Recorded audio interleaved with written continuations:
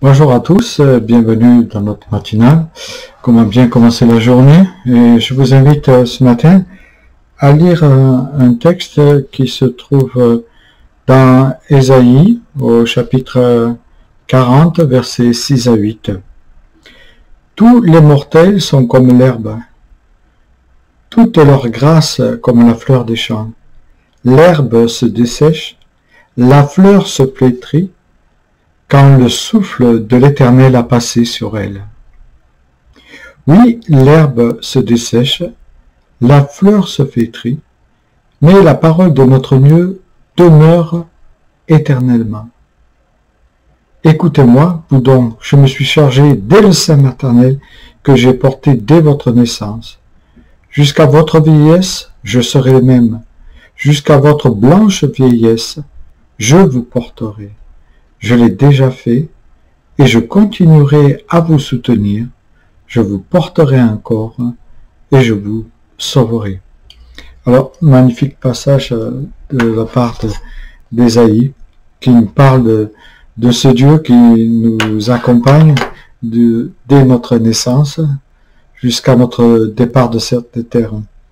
Il est intéressant de voir que Ésaïe à une analyse juste de l'être humain.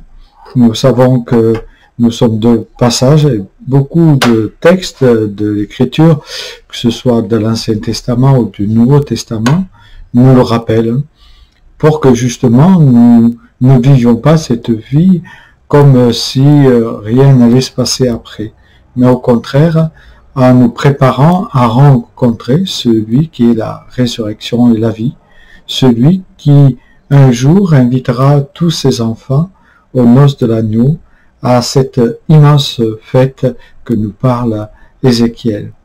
Oui, Dieu est avec nous quand nous naissons, mais aussi quand nous prenons de l'âge. Et nous voyons le texte d'Ésaïe est assez remarquable parce qu'il nous dit que Dieu prend soin de nous dès le sein maternel, et dès notre naissance, on pourrait dire, et il continue à prendre soin de nous jusqu'à notre vieillesse.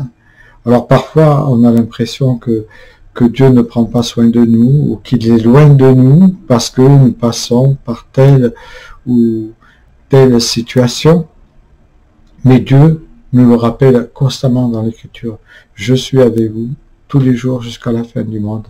Il est avec nous, il nous soutient.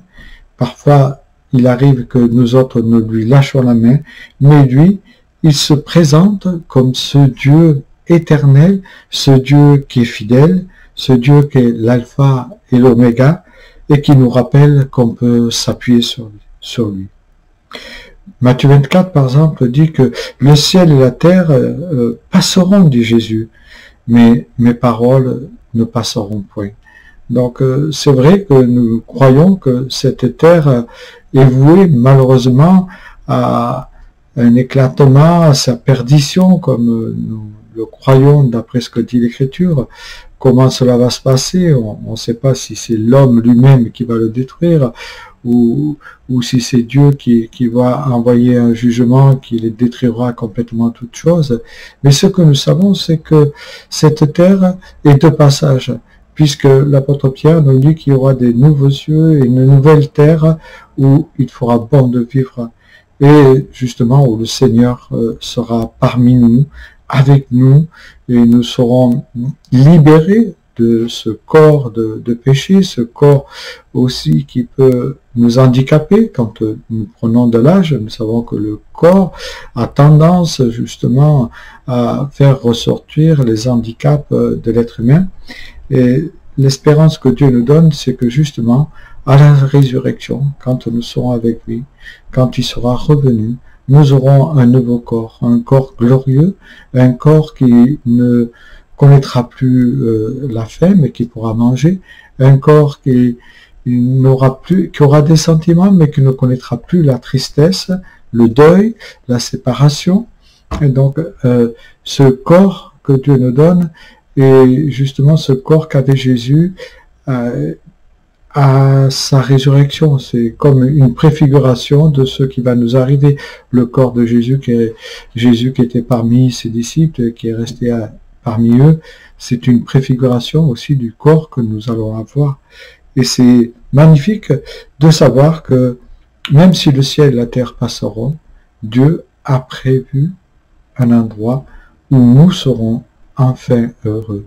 Et pour nous, c'est merveilleux d'avoir cette espérance que Dieu nous a préparé une place, que Dieu nous aime, et même si nous savons que notre demeure ici terrestre est de passage, et c'est qu'une tente, nous sommes des pèlerins sur cette terre, des voyageurs, quoi, et un jour notre corps sera détruit, mais Dieu nous promet aussi qu'il y aura un corps glorieux qui nous sera attribué lors de son avènement. Et je vous invite justement à vous confier en celui qui vous donne cette espérance merveilleuse et que cette matinée, cette journée soit pour vous une bénédiction où Dieu soit au centre de votre vie. Amen.